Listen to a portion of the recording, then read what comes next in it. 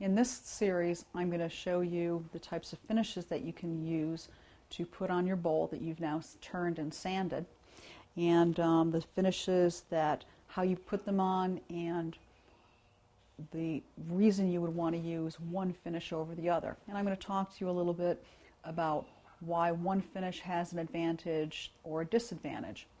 I'm also going to cover with you some of the safety precautions that you should be aware of with some of the finishes. And when you have your finish, I'm also going to show you a way for buffing out the piece using a number of compounds and linen wheels. And for that, we're going to use the lathe. And when we get done buffing out our piece, you're going to have a bowl that has a very durable and hard finish, and it's going to make the finish look and feel very, very, very spectacular. And it's going to make people want to pick that piece up.